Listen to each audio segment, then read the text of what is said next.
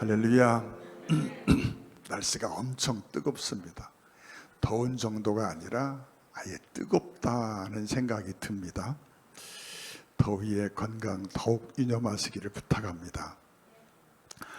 여러분, 1장 1절부터 3장 18절까지 말씀은 하나님의 의가 필요한 인간의 상태, 자기 스스로는 나를 구원할 수 있는 그런 여지가 1도 없는 그런 인간의 상태를 고발하고 있는 것이 1장부터 3장 18절까지의 내용입니다. 그래서 1장에서는 이방인들의 죄를 이야기합니다.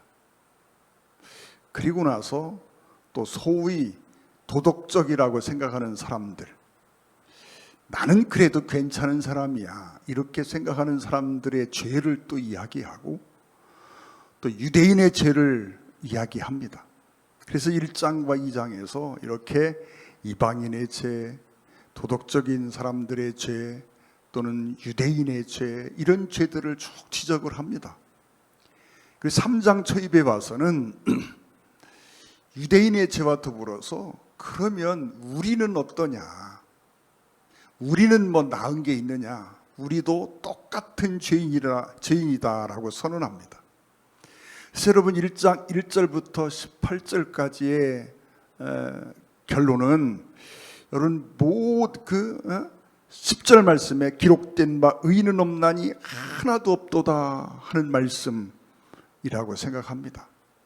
그래서 의인은 없나니 하나도 없다, 이게 1장 1절부터 3장 18절까지의 결론입니다. 그러면서 우리 또한 그 범주를 벗어나지 않는다는 거지요. 그래서 3장 9절에 가면 그러면 어떠하냐, 우리는 나으냐, 결코 아니라 유대인이나 헬라인이나 다 죄 아래 있다고 우리가 이미 선언하였느니라 라고 말씀합니다. 그러니 너나 할 것 없이 모두가 다 죄인이라는 거지요. 그 죄의 참상에 대해서 이렇게 설명을 하고 있습니다.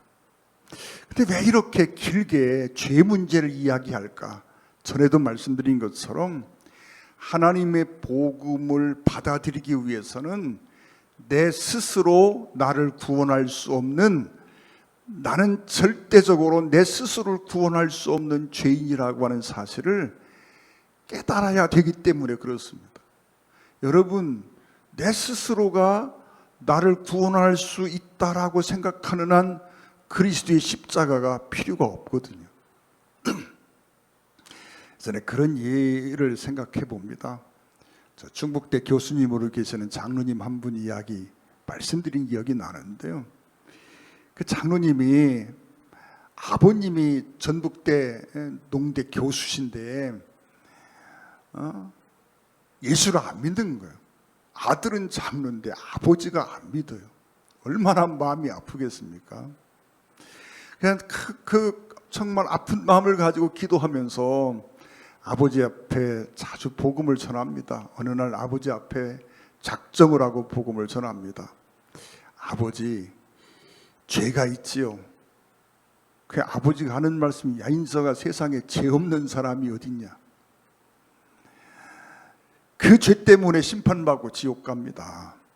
그런데 하나님께서 그 아들을 이 땅에 보내주시고 바로 우리의 그 죄를 대신 담당하시고 십자가에서 나의 죄를 갚아주셨습니다. 이 사실을 깨닫고 예수님을 나의 주님으로 영접하면 우리가 죄 사함을 얻고 구원을 받게 됩니다. 그랬더니 아버지가 화를 버럭 내시면서, 야 이놈아, 세상에 내가 지은 죄 내가 담당해야지 왜 다른 분한테 담당을 시켜? 못된 놈같이. 그러면서 화를 냅니다. 여러분, 이분의 생각이 우리가 신앙을 떠나서 생각하면 참 타당하고 온전한 생각이지 이게 잘못된 생각이 아니지 않습니까? 그런데 그렇게 생각하고 있는 한 여러분, 그 사람은 절대 복음을 받아들일 일이 없는 거지요. 그래서 바울이 1장 1절부터 3장 18절까지 계속해서 당신은 죄인입니다. 당신은 죄인입니다. 스스로를 구원할 수 없는 죄인입니다. 이걸 계속해서 강조해 말씀하고 있는 것입니다. 여러분, 우리는 스스로가 죄인인 걸 압니다. 여러분, 그리스도인에게 당신은 죄가 있습니까? 라고 물으면 죄 없다고 생각하는 사람은 없습니다. 내가 죄인이라는 사실을 인정하지 않는 사람이 없습니다. 그런데 여러분, 또 엄밀히 들여다보면 자기 죄를 제대로 깨닫고 사는 사람도 별로 없습니다. 우리는 생각합니다. 죄가, 당신도 죄인이다 말하면, 그래, 나 거짓말도 좀 했고 부모님 속도 썩였고 남의 물건에 손댄 적도 있고 화도 내고 쌈도 하고 때로는 음란함에 빠지기도 하고, 그래, 그런 거 했어. 그러나 그렇지 않은 사람이 세상에 누가 있겠느냐. 그러면서 자기 자신이 그래도 다른 사람보다는 괜찮은 사람처럼 생각하며 사는 그런 것이 그리스도인들의 대부분의 모습이다라고 할 수 있습니다.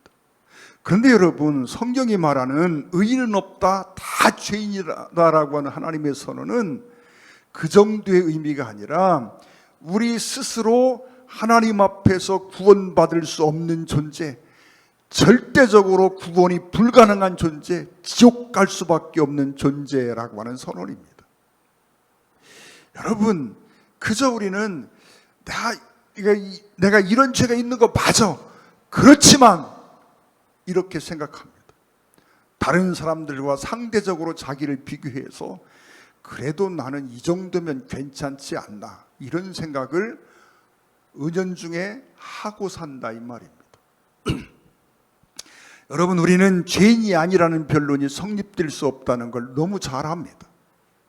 그런데 유대인들을 향하여 바울이 당신도 죄인이다, 당신도 똑같은 죄인이다 라고 선언할 때 유대인들이 항변을 합니다. 무슨 얘기냐, 아니 우리가 저 이방인들과 똑같은 죄인이라는 게 말이 되느냐. 그러면서 그들이 항변을 합니다. 우리는 할례도 받았고 우리에게는 그 오랜 세월 동안 하나님의 말씀을 받고 간직하고 이어온 사람이고 등등, 이런 이유들을 들어서 어떻게 우리가 이렇게 하나님 앞에 쓰임받고 하나님 앞에서 할례도 받고 하나님의 말씀 율법을 받고 그 율법을 가지고 살아왔는데 저 하나님을 모르는 이방인과 똑같은 죄인이라고 말할 수 있느냐라고 항변합니다. 그때 바울이 그들에게 답하고 싶은 게 있습니다. 그래, 맞다. 너희가 하나님의 말씀을 받은 거, 이거 특권이다. 틀림없이 정말 너무나 큰 은혜고 특권임에 틀림이 없다. 그런데 한번 물어보는데, 너희가 하나님의 말씀을 받았는데 정말 그 하나님의 말씀대로 살고 있느냐라고 묻고 싶은 거지요. 여러분, 유대인들에게 바울이 묻는 겁니다. 그래, 너희가 할례도 받고 율법도 받고 하나님께 쓰임도 받고 말씀을 간직하고 있는데 이게 은혜고 특권인 건 나 인정한다. 그런데 정말 하나님의 말씀을 받았으면 받은 게 중요한 게 아니라 말씀대로 사는 게 중요한데 너희가 정말 지금 그 말씀대로 살고 있느냐, 이렇게 묻고 싶은 거지요. 그러한 바울의 질문 앞에 아무도 대답할 수가 없는 겁니다. 여러분, 빌립보서 3장 18절에 그렇게 말합니다. 내가 여러 번 너희에게 말하였거니와 이제도 눈물을 흘리며 말하노니 여러 사람들이 그리스도의 십자가에 원수로 행하느니라 라고 말합니다. 그리스도의 십자가에 원수로 행하고 있다. 빌립보 교회 성도들에게 편지를 쓰면서 하신 말씀이거든요. 다시 말하면 오늘날 성도들에게 쓰는 편지 속에 있는 말씀입니다. 많은 성도가 이름은 성도, 거룩한 사람이라는 이름을 가지고 있는데 그리스도의 십자가의 원수로 행하는 일들을 얼마나 많이 하고 있는가라고 하는 거지요. 여러분, 유대인들이 바울 사도에게 제기했던 그런 문제가 있습니다. 우리는 수천 년 동안 하나님의 선민으로서 하나님의 말씀을 받고 하나님의 사역의 도구로 쓰임 받으며 살아왔다. 하나님의 일꾼으로 살아왔는데 우리가 어떻게 저 이방인과 똑같이 죄인이라고 같은 죄인이라고 취급받을 수 있느냐라고 항변합니다. 여러분, 이 말씀을 이렇게 한번 좀 쉽게 설명을 해보면, 오늘 본문 내용이 1장 1절부터 마지막 절까지입니다. 3장 1절부터 마지막 절까지인데, 여러분 제가 좀 그 본문이 길어서 줄이는 겁니다. 근데 여러분, 유대인들의 항변이 그겁니다. 나는 하나님의 일꾼으로 쓰임을 받아왔다. 우리 민족은 하나님의 선민으로 하나님의 일꾼이 되어 살아왔는데, 하나님의 사역을 하며 살아왔는데 어떻게 우리가 저들과 똑같은 죄인 취급을 받을 수 있느냐라고 말합니다. 여러분, 이게 설명이 좀 복잡한데요, 쉽게 한번 설명해 보면, 통일교인들을 만나서 대화를 하면 이런 경우가 있습니다. 통일교인들은요, 십자가가 하나님의 은혜고 예정이라는 걸 부정합니다. 하나님의 작정이고 하나님의 예정임을 부정하고 있습니다. 부정하는 사람들이 그들입니다. 그런데 십자가가 하나님의 은혜고 하나님의 예정이다라고 말하면 통일교 사람들이 들이대는 논리가 하나 있습니다.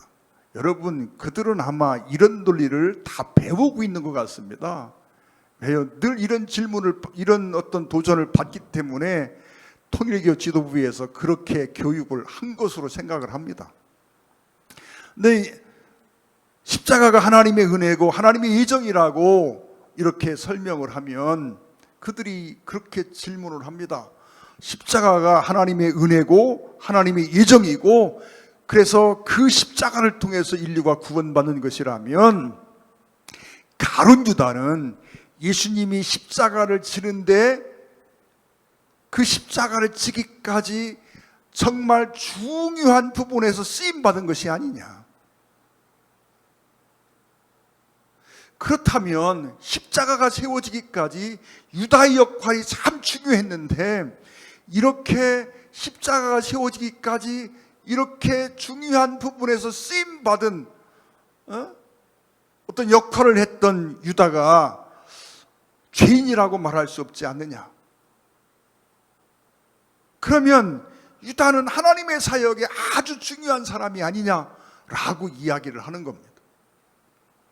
여러분, 생각해 보세요. 예수님이 십자가를 지기까지 유다가 어떤 역할을 했던 부분이 분명히 있습니다.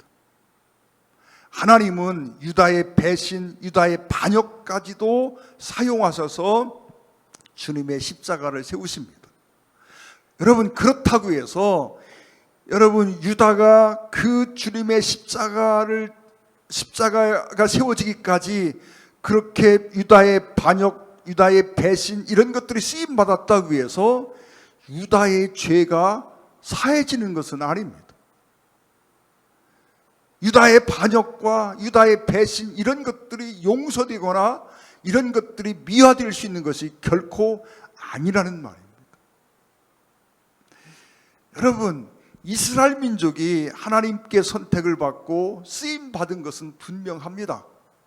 그러나 그렇다고 해서 그 유다가, 이스라엘 백성들이 하나님 앞에서 지었던 그 모든 죄가 그들이 하나님께 쓰임 받은 하나님의 일꾼이었다는 그런 이유 하나로 용서받을 수 있는 것은 아니다라고 하는 것입니다. 마태복음 7장 이하에서 우리 주님이 하시는 아주 중요한 예화들이 있습니다. 그 예화들 중에 이런 말이 있습니다. 이런 말씀이 있어요. 어떤 사람들이 어느 날 주님 앞에 섰습니다. 지금 마지막 심판대 앞에 선 겁니다. 이들은 아주 당당하게 주님 앞에 나옵니다. 기쁜 마음으로 정말 주님 앞에 나왔습니다. 그런데 주님이 말씀하기를 난 너희 모르겠는데 라고 말씀합니다. 이들이 깜짝 놀라가지고 주님 앞에 항변하듯 말합니다. 아니, 우리가 주의 이름으로 귀신도 쫓아내고 주의 이름으로 권능도 행하고 주의 이름으로 이것도 하고 저것도 하고 기적도 나타내고 이런 일을 다 했는데, 아니 주님이 우리를 모르신다는 게 말이 됩니까? 그러면서 주님 앞에 항변을 합니다. 주의 이름으로 귀신도 쫓아냈습니다. 주의 이름으로 권능을 행했습니다. 주의 이름으로 병을 고치기도 했습니다. 주의 이름으로 이 일도 하고 저 일도 했습니다. 주의 이름으로 말씀을 선포하기도 하고 사역도 했습니다. 그런데 주님이 말씀합니다. 내가 너희를 모르겠다. 여러분, 주님 앞에 서 있는 그 사람들의 입장에서는 주님의 말씀이 도무지 이해가 가지 않습니다. 근데 주님이 말씀합니다. 이 불법을 행하는 자들아 내게서 떠나가라. 불법을 행하는 자들아 내게서 떠나가라. 주님의 선언이거든요. 여러분, 우리는 알아야 합니다. 정말 유다의 죄가 유다의 어떤 행위가 십자가를 세워지는 데까지 어떤 역할을 했다 한들 유다의 배신과 반역이 용서되거나 없어지는 것이 아니라고 하는 것입니다. 여러분, 본문 10절 이하에는 또 사람들의 일반적인 죄를 쭉 지적합니다. 여러분, 그러면서 하시는 말씀이 뭡니까? 의인도 없고 구두자도 없고 선인도 없다, 그런 표현들을 쓰고 있습니다. 여러분, 우리가 상대적으로 비교해 보면 의인도 있을 수 있고 선인도 있을 수 있고 다 있을 수 있습니다. 성자 같은 사람도 있을 수 있겠지요. 그러나 여러분, 우리가 하나님 앞에서 나를 세운다라고 하면 우리는 하나님 앞에 절대적인 죄인이지, 여러분, 하나님 앞에 내세울 수 있는 의가 아무것도 없다라고 하는 것입니다. 여러분, 우리가 성자, 그런 표현들을 참 많이 씁니다. 근데 여러분, 정말 성자라는 이름이 하나님 앞에서 쓰여질 수 있는 호칭일까요? 파스칼이 그런 말을 합니다. 나는 이 세 가지 단어를 신용하지 않는다. 나는 의인이나 우인이나 성자가 존재하는 것을 믿지 않는다. 이 땅에는 오직 한 가지 종류의 사람들만이 존재한다. 그들은 죄인이다. 파스칼의 말입니다. 철학자가 하는 말인데, 여러분, 이게 참 우리 마음속에 다가옵니다. 여러분, 아프리카의 성자인 슈바이처를 우리가 알고 있습니다. 슈바이처 하면 우리가 정말 좋은 인상으로 늘 기억을 합니다. 근데 슈바이처의 전기가 두 개가 있습니다. 근데 하나의 전기, 그 하나의 전기에서는 슈바이처의 밝은 면만을 이야기하고 있습니다. 그래서 슈바이처를 생각하면 성자처럼 우리가 이게 다가옵니다. 그런데 여러분, 슈바이처의 전기가 다른 사람이 집필한 전기가 있는데, 그 전기에 보면요, 슈바이처를 표현하면서 원주민과 끊임없이 불화와 갈등을 겪었으며 자기가 치료하는 환자들로부터 매우 냉혹한 사람이며 그들을 무시한다는 비판을 받았다, 이렇게 기록하고 있습니다. 또 그 전기에 보면 그는 예수님의 신성을 부인하고 성경의 권위를 격화시킨 사람이라는 평을 받았다라고 기록하고 있어요. 이게 어떤 게 슈바이처입니까? 여러분, 어느 한쪽 면만이 슈바이처일까요? 여러분, 이 양면이 다 슈바이처입니다. 우리는 한쪽 면만을 기억하기를 원하지만, 그러나 여러분, 이 양면이 다 슈바이처라고 하는 것을 우리는 부정할 수가 없습니다. 저는 박정희 대통령을 참 좋아합니다. 그분이 우리나라 산업혁명을 이끌어 오신 분이고, 어쨌든 그분으로 인해서 우리나라가 그 비난한 어떤 현실에서 벗어나서 오늘날의 어떤 경제적인 부흥을 이뤘다라고 하는 부분에 동의합니다. 그래서 저는 박정희 대통령을 생각하면 감사하고 고마운 마음이 있습니다.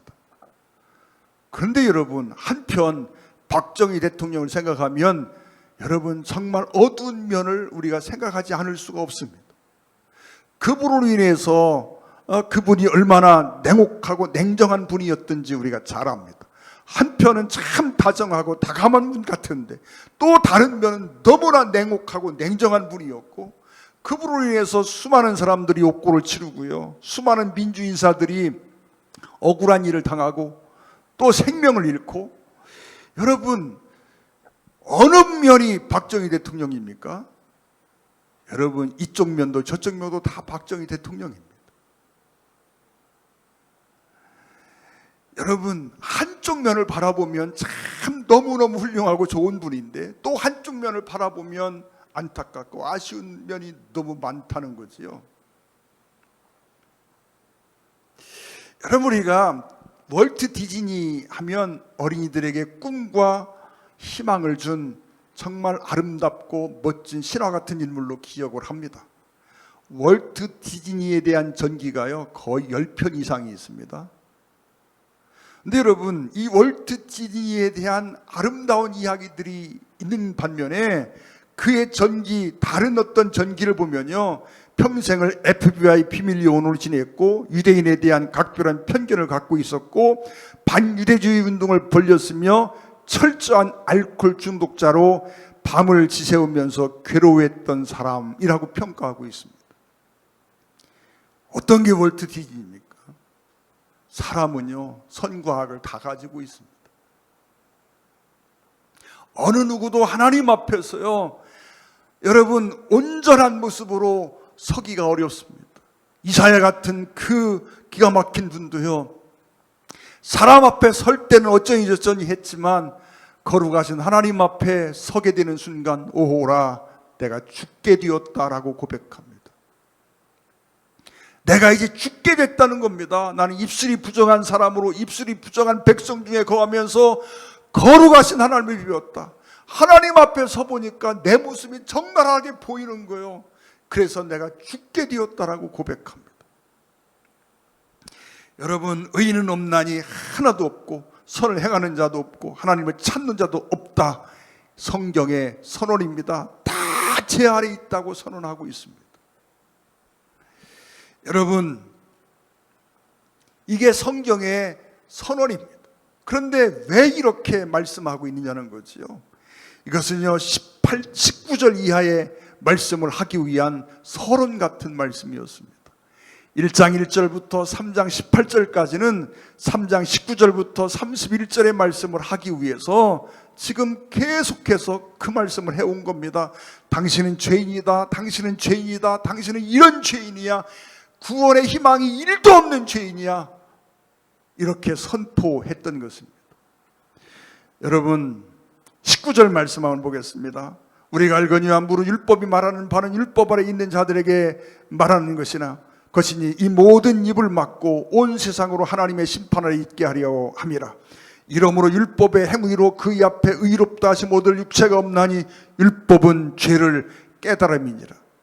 여러분 19절 20절에는 율법의 기능이 나옵니다. 율법은 뭐냐? 내가 죄인이라는 사실을 깨닫게 하는 게 율법이라는 겁니다. 우리가 율법을 간직했다고, 우리가 율법을 받았다고 자랑하는 히브리 사람들에게 바울이 선언합니다. 율법이 뭐냐? 율법은 당신이 죄인이라는 사실을 드러내는 게 율법이야 라고 말씀하고 있습니다. 우리가 법전을 가지고 있습니다. 대한민국 법전이 있습니다. 근데 여러분 그 법전에 보면 여러분 죄를 정하는 법이 있지만 죄를 사해주는 법은 없습니다. 그 법전이 우리의 죄를 사하는 방법을 설명하고 있지는 않습니다. 어떤 죄는 어떤 벌에 해당하고 어떤 죄는 어떤 벌에 해당하고 우리가 지은 죄를 지정하는 거지. 그래서 율법은 진단 기능이 있다고 늘 말씀드리죠. 당신에게는 이러이러한 죄가 있어. 이 죄는 사형에 해당하는 죄야 라고 선언해 주는 것이 율법입니다. 그런데 21절 이하의 24절까지 한번 보겠습니다. 이제는 율법 위에 하나님의 한 의가 나타나신 율법과 선지자들에게 증거를 받은 것이라. 곧 예수 그리스도로 말미암아 모든 믿는 자에게 미치는 하나님의 의인이 차별이 없느니라. 모든 사람이 죄를 범하였음에 하나님의 영광에 이르지 못하더니 그리스도 예수 안에 있는 속량으로 말미암아 하나님의 은혜로 값없이 의롭다 하심을 얻은 자 되었느니라. 이 말씀은 25절에서 설명합니다. 이 예수를 하나님이 그의 피로써 믿음으로 말미암는 화목제물로 세우셨으니 이는 하나님께서 길이 참으시는 중에 전에 지은 죄를 간구하심으로 자기의 의로우심을 나타내려 하심이니, 간구하심이라는 표현이 나옵니다. 간구하심이라는 말을 달리 말하면 넘어갔다는 얘기입니다. 모르는 척하고 그냥 넘어가 주신 거예요. 이게 간구하심입니다. 여러분, 우리의 죄를 기록한 책이 있어요. 근데 주님이 이렇게 보리하시다가 모르는 척하고 덮어버리셨다는 얘기입니다. 여러분, 1월 14일이 유대의 원력으로 6월절입니다. 15일이 안식일이고 16일이 초실절입니다. 근데 여러분, 6월절이 처음 제정되던 때를 우리가 기억해 보기를 원합니다.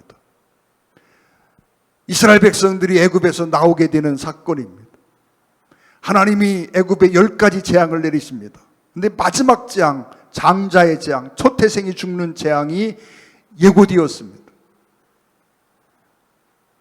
오늘 밤에 이 애굽 땅에 있는 모든 초태생이 다 죽을 것이다. 그러면서 그 재앙, 그 심판을 면할 수 있는 방법을 하나 말씀하셨습니다. 양을 잡아서 그 피를 설주에 바르라 하는 이야기입니다. 그리하면 제가 심판이 넘어갈 것이다. 그게 6월입니다. 심판이 넘어간다는 얘기입니다. 그래서 이 말씀을 듣고 사람들이 양을 잡아서 설주에 발랐습니다. 근데 여러분, 이때 유대인들만 양을 잡아서 설주에 바른 게 아니라 애굽 사람들 중에도 9가지의 재앙을 겪어보면서 하나님에 대한 믿음이 생긴 사람들은 하나님이 말씀하셨으면 틀림없이 이 재앙이 임한다. 그리고 하나님이 설주에 피를 바르라 하셨으니 바르면 재앙이 넘어간다 하셨으니 넘어갈 걸 믿고, 그 애굽에 있는 많은 사람들 중에 여러분, 거기에는 이방인들로 끌려온 사람들도 있습니다. 애굽의 원주민도 있습니다. 그들 중에 그 하나님의 말씀에 대한 믿음이 생긴 사람들은 양을 잡아서 설주에 피를 발랐습니다. 근데 그 밤에 하나님의 재앙이 임하는데 그 집안에 어떤 사람이 있는지는 따지지 않습니다. 유대인인지 이방인인지 애굽 사람인지 아프리카 흑인인지 아무 상관이 없습니다. 남녀노소 빈부귀천 아무 상관이 없이 묻지도 않고 따지지도 않고 설주에 피가 발라진 집에는 재앙이 그냥 넘어갔습니다. 이게 간구하심입니다. 여러분, 우리 스스로는 하나님 앞에서 이 죄 사함을 받고 거룩해질 수 있는 방법이 전혀 없었습니다.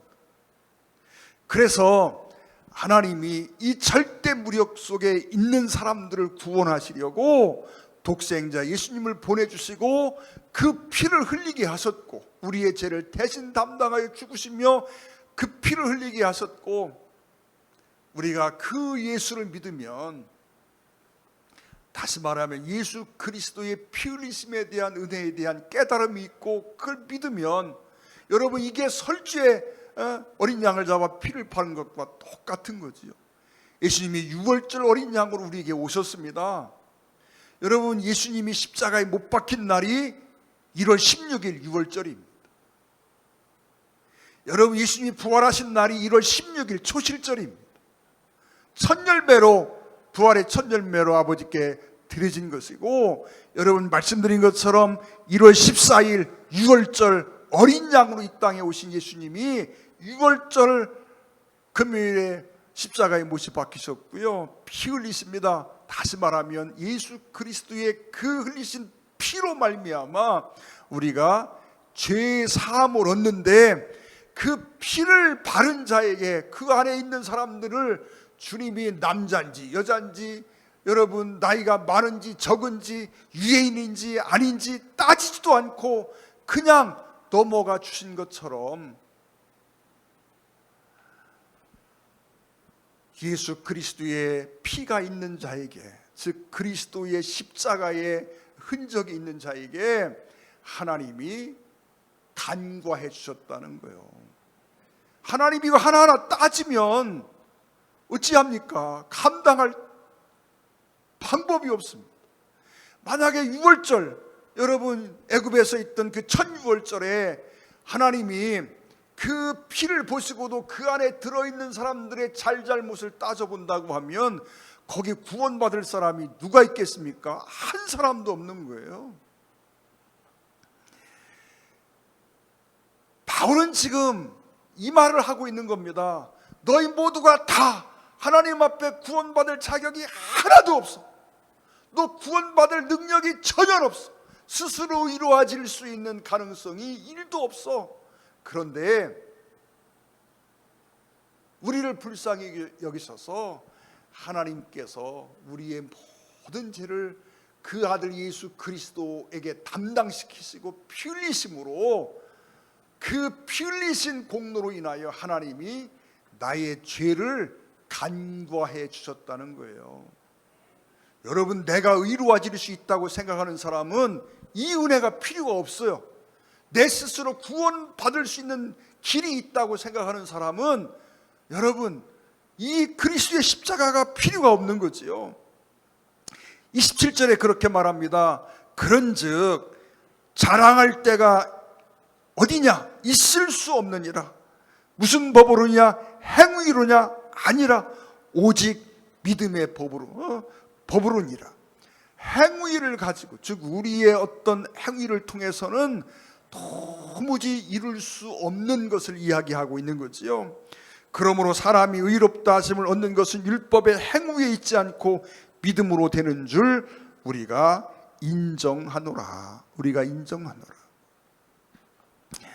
바울은 지금 1장 1절부터 3장 18절까지 지금 이 말씀을 하기 위해서 달려왔습니다. 사랑하는 성도 여러분, 이것은 우리의 전도 현장에도 그대로 적용이 되어야 합니다. 그 사람에게 예수 믿으면 복 받습니다. 예수 믿으면 정말 병이 낫습니다. 예수 믿으면 이런 좋은 일이 있습니다. 여러분, 그건 전도의 방법이 아닙니다. 여러분, 우리는 부자 되기 위해서 주님이 필요한 게 아니고요, 병 낫기 위해서 주님이 필요한 게 아니고요, 우리 아들이 대학 잘 가기 위해서 여러분 예수님이 필요한 게 아니고 죄 사함을 위해서 필요한 겁니다. 여러분, 그래서 내가 절대적으로 죄인이라는 사실을 깨닫지 못하면 그는 예수를, 진정으로 참된 예수를 받아들일 수가 없는 겁니다. 처음 전도할 때 잘못해 놓으면 그 사람은 평생 진짜 예수를 만나기가 어려운 거예요.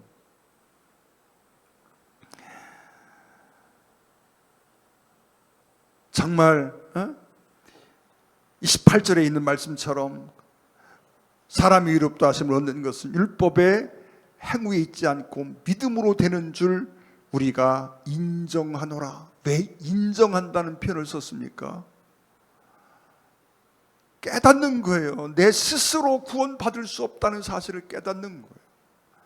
내가 하나님 앞에 설 수 없다는 사실을 깨닫는 거예요. 여러분, 우리가 성자 누구, 성자 누구 이런 표현을 씁니다. 여러분, 이 말도 안 되는 얘기입니다.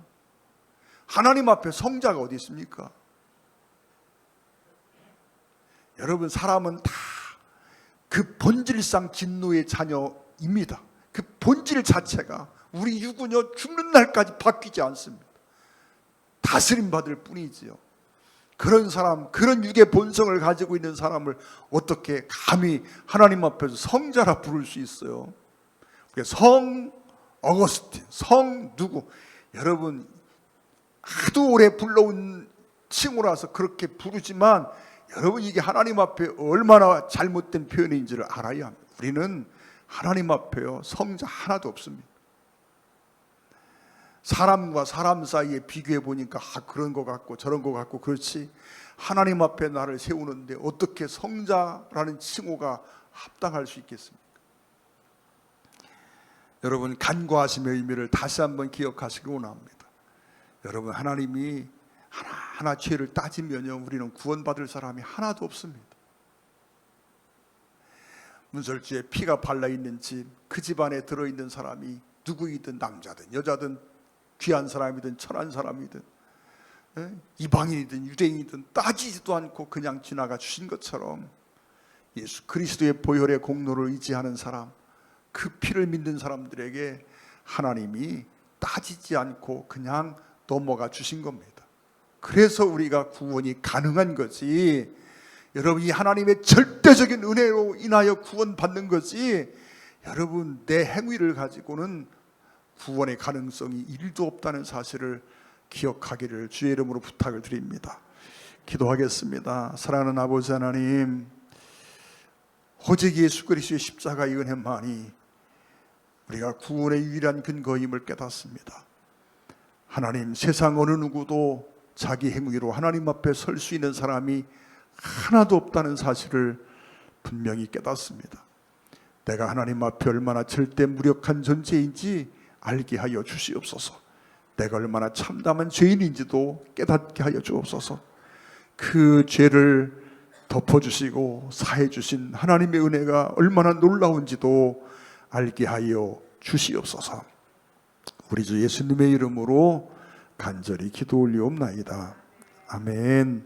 찬양 드리시겠습니다. 252장